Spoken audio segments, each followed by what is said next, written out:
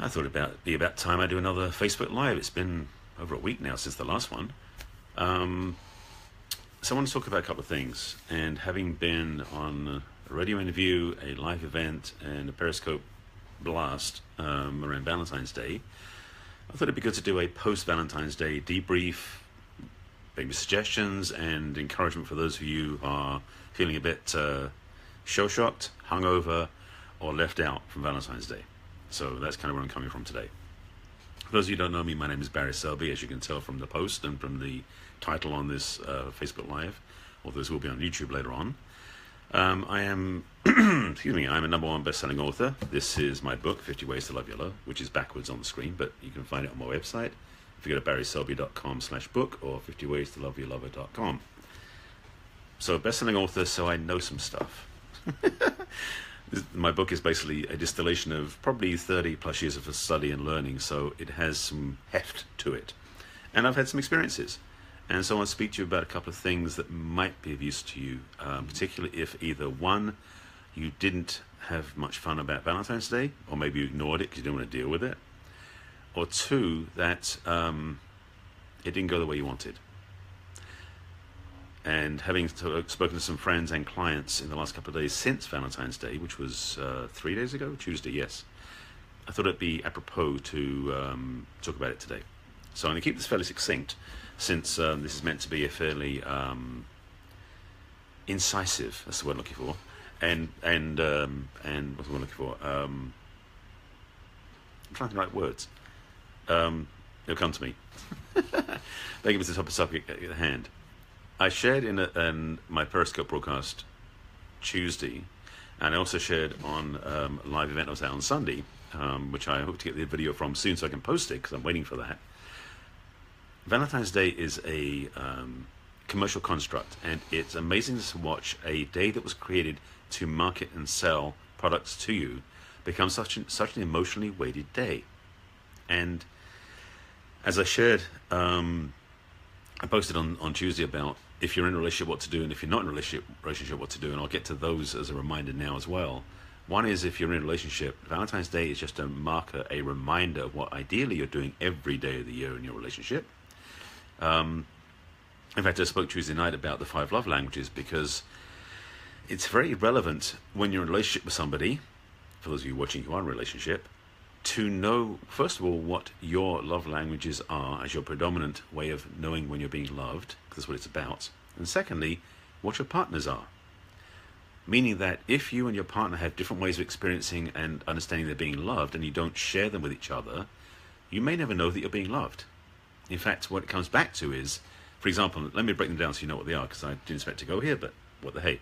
The 5 Love Languages is a book by Gary Chapman, who is a therapist who distilled 30 plus years of his own study into a book describing the 5 main ways that we as humans experience love in the world, or in our love life, in our own relationships in the world. That was a bit extreme, I guess. So the 5 love languages are, so you know, acts of service, gifts, physical touch, quality time, and words of affirmation. That's the 5 languages. And we each as individuals have usually one predominant and maybe a secondary behind that. And so what happens is, for example, if your primary love language is physical touch, but your partner's love language is words of affirmation, if you don't tell your partner you love them, but you touch them and hug them, they won't know you love them. It's that simple. And in the inverse, because your love language is physical touch, if your partner tells you to your face they love you, but they don't touch you and connect with you when they do it, you won't feel loved. So the love languages are actually fundamental. It sounds so simple, but it is that simple, but profound. For many of us, we don't know, first of all, well, I won't say for myself, I know what mine are, but for many of you out there, you may realize that your love language is something you don't understand. And if you go to 5 Love Languages, the number 5, lovelanguages.com, you can do the test there for free. I don't get any money from it, not sponsorship, it's his website, and you find out what your primary love languages are. And then in your relationship, if you're in one, you can find out and ask your partner to take the test too. You can discover what your partner's is, or are.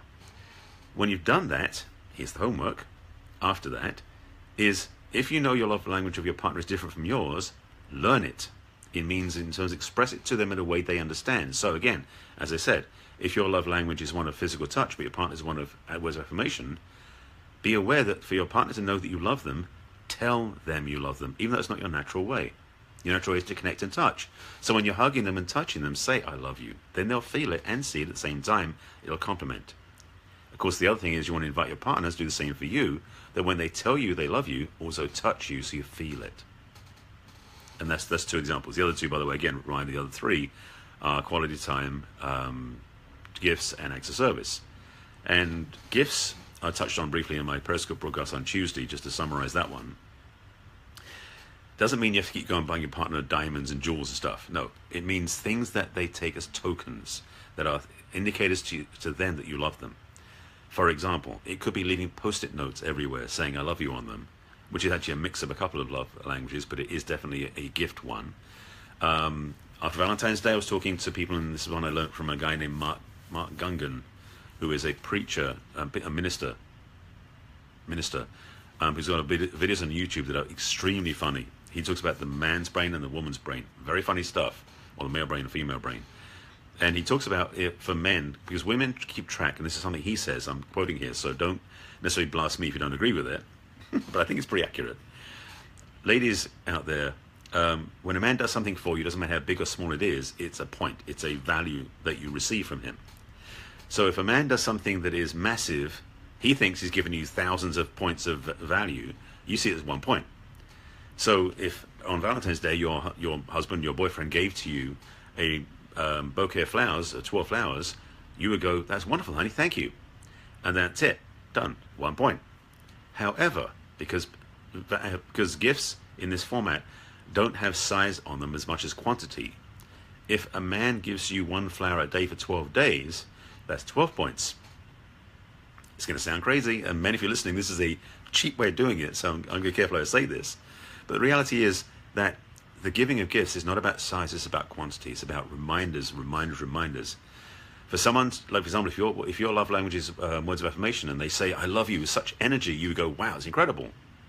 2 days later, you're like, do they? But if your partner says, I love you several times over a period of a week, you'll keep hearing it. So it's repetition. It's the quantity, not the quality, not the I say quality, it's not the right word. The massiveness, the scale of it. So back to the gifts one again. So a reminder for you guys as a way of keeping your wallet filled when you're with your partner is that if you're doing something where you're giving your partner one big gift, it's wonderful. But if you give your partner lots of little gifts, it actually has more impact for them. For women, that is. Sorry, I'm just qualifying that. So, men, that's a good tip for you. Anyway, getting back on track. So that's the 5 love languages. I want to speak a little bit about what people are doing now since Valentine's Day. Because if you may have noticed at the stores, they're already changing the decor from the pink and reds of roses and chocolates and Valentine's cards, and it's going to shift very quickly into the green for St. Patrick's Day. They don't care. There's no sentiment in the card stores and gift stores. For you, however, I would say that if you're in a place where you are not in a relationship right now, don't let the stores sway your feelings. It's not their job. Well, it is their job, but it's not your desire. What I highly recommend is you start doing the work. And that's, I guess, where I'm coming to in this message, to keep it succinct, as I was trying to do. The truth is, in your love life, in your relationships, in your desire to have the right relationship, Valentine's Day can be a painful marker that says either 1, you can't get what you want, or 2, you have to rush to get somebody to fill that gap, or 3, your relationship may be going wonderful and Valentine's Day is a highlight. So be it. But if you're in the first 2 camps, or the first 2 arenas, and you're single, I want to make sure you get this. Valentine's Day is not the defining marker for your life, which may sound obvious, but I want you to make sure you hear it, because you may not have got it that way. Valentine's Day is simply a marketing ploy. It's a means to get you to buy stuff. Your ability, your desire, your intention for a relationship doesn't have a calendar on it. Maybe you haven't heard that one before. Your ability, there's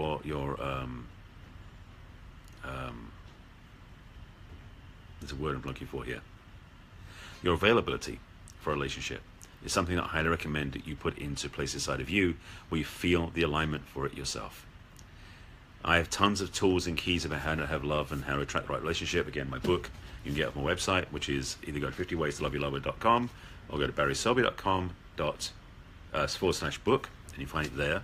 I highly recommend it. Yes, I am biased. It's got 50 pretty good principles in here to help you with a relationship, if you're single or a couple. But I want to keep this to the point. But I'm here to help you get what you want. If you are in a place where your heart hurts from bad breakups in the past and not getting what you want, and ladies particularly, I'm here to serve you, please reach out. You can message me over Facebook. You can go to a website and just sign up for my free video series, or you can do whatever you want. Sorry, thank you, Linda. I just was rushing that, and for those of you not seeing the comments, I was saying it too fast. It's interesting, I do rush that out when I'm telling you about stuff. Okay, this is my book, 50 Ways to Love Your Lover. If you go to the website, you can go through 50waystoloveyourlover.com, or you can go to barryselby.com/book. Either way gets you to the page for the book. You can get an ebook, which will be in your computer instantaneously, or you can get the physical book there as well. And it's got note pages, and it's got lots of places for you to work with to make notes. There are some practices in it. It is a book of it's my messaging, basically. It's what I talk about. And if you want more help, my name again is Barry Selby. On my website, on social media, Facebook, Twitter, Instagram, LinkedIn, everywhere. It's on my name, so easy to find me. But if you want help, reach out. You don't need to go through this alone, and if you really are sick and tired of messing up your past relationships, maybe it's time to change how you do it. And that change may be getting help from somebody like myself. You can go to dating coaches, you can go to places, and I've got a whole rant about the dating apps and smartphone apps. I am a big fan of you doing the work first. It always starts with you. So do the work in terms of healing your heart, getting clear about what you want, and really loving who you are first. That was the shortcut for the 3 keys I teach, by the way. And you'll get what you want in love. And if you want help with that, reach out. So that's really what I want to say as a music. I've not been on Facebook Live for about a week, and I wanted to do something because it's been a while. I've been doing live events and radio interviews and other stuff too, which has been fun, but I was missing my Facebook Live talk this week, so consider this done. So that's it. If you have any questions, please drop me a message over Facebook or Twitter, or email me. I'll go to my website. You can contact me through that. And again, it's all Barry Selby, BarrySelby. And I'd love to support you in getting what you want in terms of love and romance. All right? Thanks for watching, and I will be back probably after the weekend. Oh, by the way, total side comment. This time next week, actually, this time next week will be the end of it. I'll be at Summit Live in LA. So if you are a live streamer who's coming to Summit Live, make sure you reach out and say hi when you're there. I'll be there Wednesday, Thursday, Friday, and doing the meetups as well. So I'm looking forward to meeting up a lot of people who have not met in person yet, but have known online for years, which is going to be fun. So, having said that, thanks for watching my broadcast. If you want to see my other broadcasts, you can find them on YouTube. Look for my name again, Barry Selby, or look for Messages from the Masculine, or you can find them under my my personal page and my business page on Facebook. The Facebook Lives are stored there too, under the videos. And enjoy. If you have any comments, questions, please message me and let me know. Thanks for watching, and I'll see you next week probably. Bye.